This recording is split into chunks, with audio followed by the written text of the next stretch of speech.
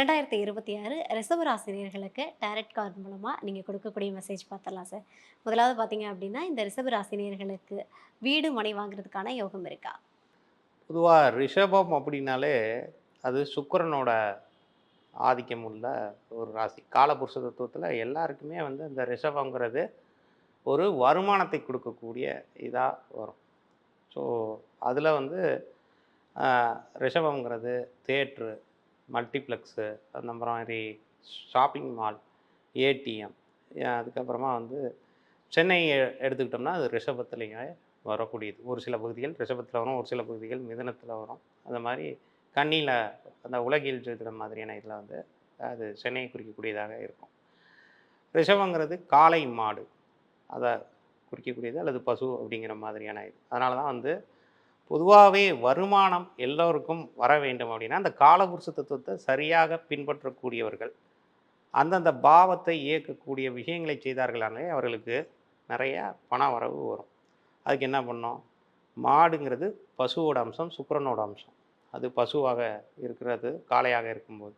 அதனால தான் தமிழர்களின் பாரம்பரியமான ஒரு விளையாட்டு முறை ஜல்லிக்கட்டு அப்படிங்கிற ஒண்ணு இருந்திருக்கு. அதேமாரி நம்ம எல்லார் வீட்லேயும் அன்னைக்கு வந்து ஒருத்தவங்களுடைய வசதி வாய்ப்புகளை வந்து இந்த காலகட்டத்தில எப்படிலாம் பார்க்குறாங்க?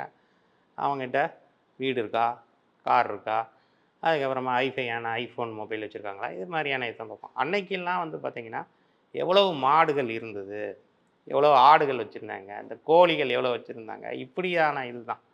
அன்னைக்கு வந்து ராஜாமார்களே வந்து இந்த புலவர்கள் பாட்டு பாடி, அவர்கள பிரைஸ் பண்ணி இது பண்ணும்போது 300 மாடு, 1 குரோனை அப்படிங்கிற மாதிரியான இது ஒரு ஊருக்குண்டான இதையே வந்து அவர்களுக்கு வந்து பரிசளிக்கக்கூடியவர்கள். கவிஞர்களுக்கு, புலவர்களுக்கு, இந்த மாரி நல்ல ஜோதிடம் கணிக்கக்கூடியவர்களுக்கு அது மாரியான இதெல்லாம் வந்து பண்ணுவாங்க. இல்ல ஒரு சீதனமா குடுக்கும்போது, ஒரு கல்யாணம் ஆகி போகும்போது, இது மாரி தௌசண்ட்ஸ் ஆஃப் இது கூட வந்து மாடுகளை வந்து குடுப்பாங்க.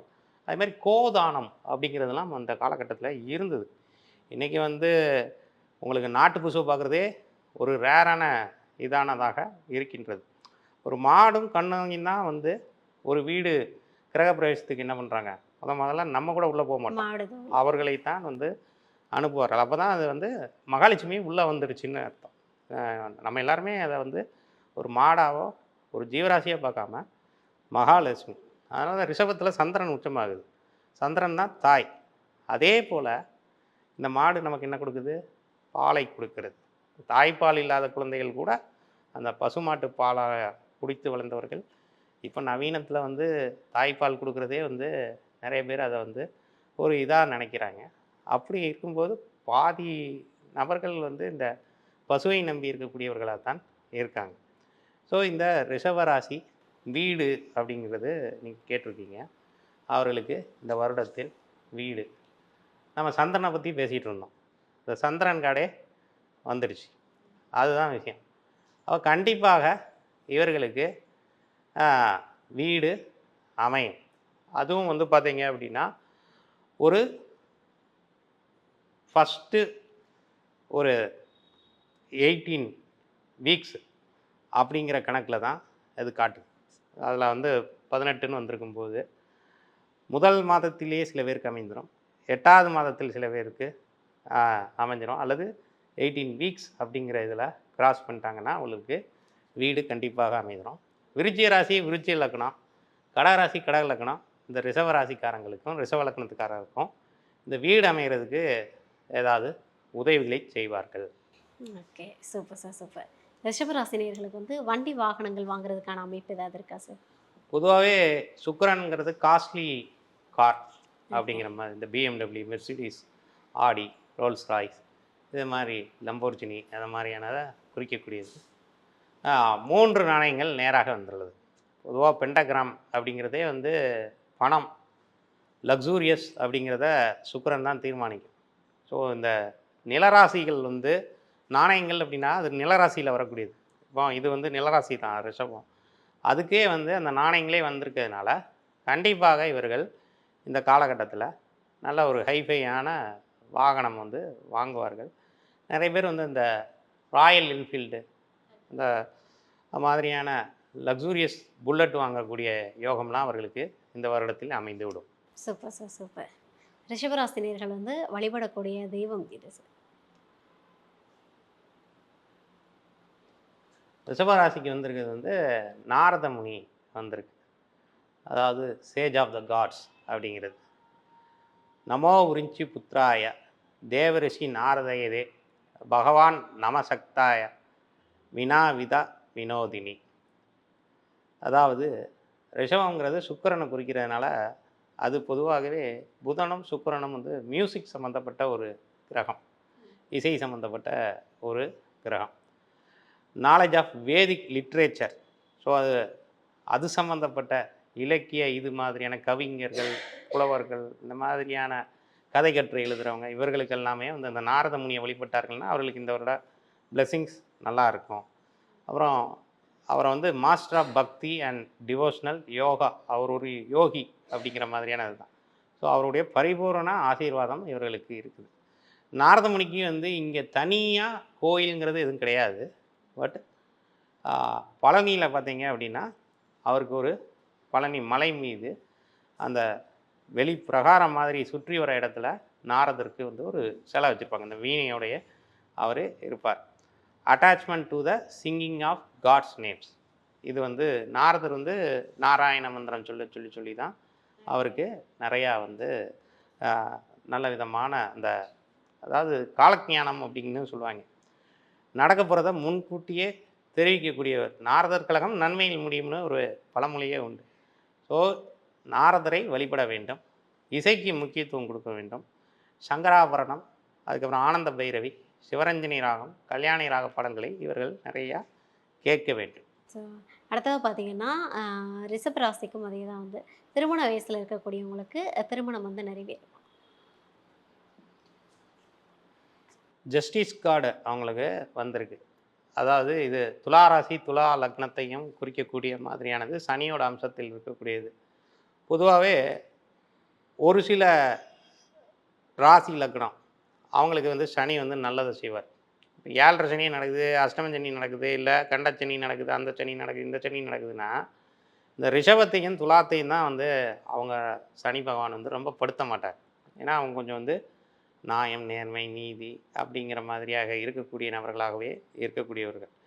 அப்போ இவர்களுக்கு கண்டிப்பாக வருடம் ஆரம்பித்து 11 வாரத்திலேயே ஒரு நல்ல செய்தி, சுப செய்தி, திருமணம் சார்ந்த இது நடக்கும். அதே மாதிரி நவம்பர் மாதத்தில் நிறைய பேருக்கு திருமணம் நடப்பதற்கான வாய்ப்புகள் அதிகமாக உள்ளது அப்படிங்கிறது தான் இந்த கார்டு வந்து தெரிவிக்கின்றது. நல்ல வரன் அமையும். Okay, super sir. அடுத்தது பார்த்தீங்கன்னா ரிஷபராசினியர்களுக்கு வந்து வெளிநாடு போகிறதுக்கான அமைப்புகள் இருக்கா?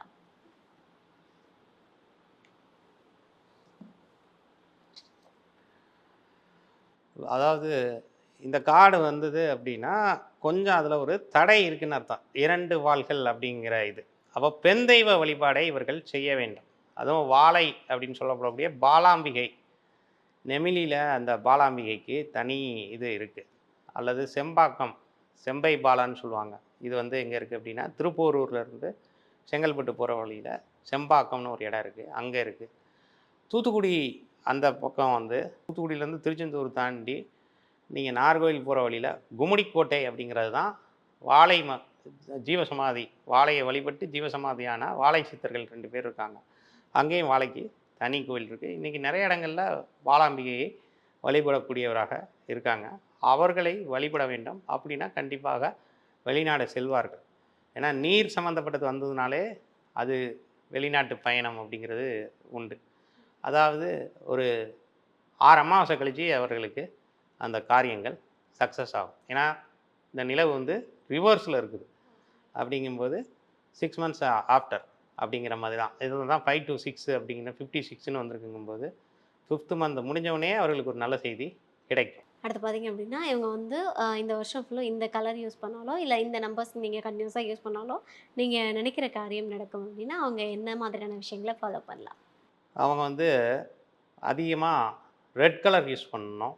அப்புறமா பிங்க் கலர், அதுக்கடுத்தது ஒயிட் கலர். இப்போ ஆண்கள் வந்து பிங்க் கலர் பேண்டு அந்த மாதிரி ஏதாவது இல்லை கர்ச்சீஃப் கூட பயன்படுத்தலாம். இது வந்து அவர்கள் செய்து கொள்வது நல்லது.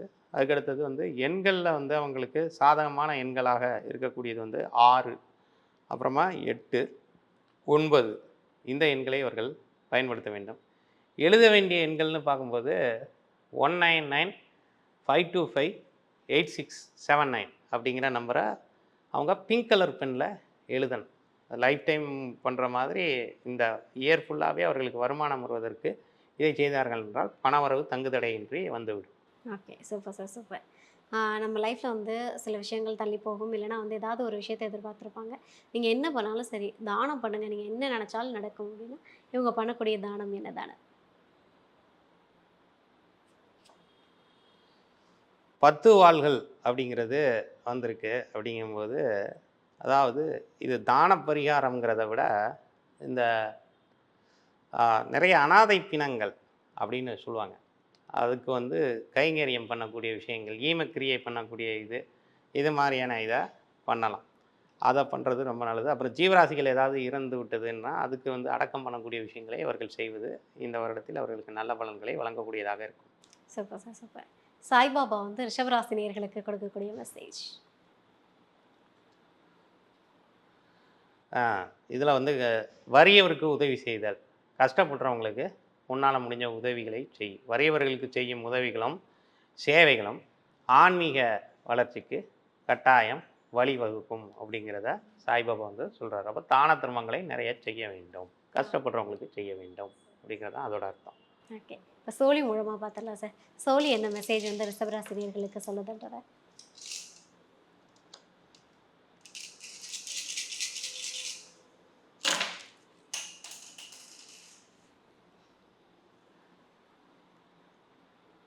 அவர்களின் எண்ணான 6ஆம் எண் வந்திருக்கு. ஸோ வந்து இந்த வருடத்தில் கடன் வாங்குவதை அவர்கள் தவிர்க்க வேண்டும். கடன் வாங்கினால் அவர்களுக்கு அது கடன் வந்து பெருகக்கூடிய வழிவகைகளை கொடுக்கும். இப்போ சோழி எடுக்கும்போது ஒரு சோழி தவறி விழுந்தது அப்படின்னாலே எச்சரிக்கை அப்படின்னு அர்த்தம். ஸோ வந்து அதே மாதிரி இவர்களின் எதிரிகள் ஆளுமைத்தன்மை அதிகமாக இருக்கும். அப்போ என்ன பண்ணோம், 6 வந்திருக்குன்னா அறுபடை வீடும் இந்த வருடத்தில் இவர்கள் சென்று வழிபட வேண்டும். அப்புறம் நோய் சம்மந்தப்பட்ட விஷயங்கள் ஏதாவது ஒரு சின்னதாக ஏதாவது உடல் உபாதைகள் வந்தால் கூட இமீடியட்டாக இவர்கள் வந்து மருத்துவமனை சென்று அந்த ஃபுல் பாடி செக்கப் இந்த மாதிரியான இதெல்லாம் பண்ணிக்கணும். அப்புறம் காலம் தாழ்த்தி பண்ணிக்கலாம், அப்புறமா பார்த்துக்கலாம், லேட்டராக பார்த்துக்கலாம் அப்படின்னா அது பெரிய அளவு இதாகிறதுக்கான வாய்ப்புகள் உள்ளது அப்படின்னு தான் இது காமிக்குது. Okay sir, okay. Angel universe மூலமாக சொல்லக்கூடிய விஷயம். இவங்களுக்கு வந்து எம்பரர் அப்படிங்கிறது வந்திருக்கு. Archangel Uriel, stability and efficiency, taking charge of a situation. நீண்ட நாள் அவர்கள் ஒரு குறிக்கோளை வைத்து இருப்பார்கள். அது இந்த வருடத்தில் கண்டிப்பாக ஏஞ்சல்ஸ் மூலமாக நடக்கும் அப்படிங்கிறது தான் ஆம்பிஷன் பிளான்ஸ் அப்படின்னு அர்த்தம். அப்போ அவங்களுக்கு நல்ல இது வந்து எம்பரர் வந்ததுனாலே இது வந்து மேஷத்தை தான் எம்பரர் அப்படின்னு சொல்லுவாங்க. செவ்வாயோட ஆதிக்கம், சுக்கிரனுக்கு செவ்வாயோட இது வர்றது பெரிய ப்ளஸ் பாயிண்ட். நல்ல பலன்கள் கிடைக்கும்.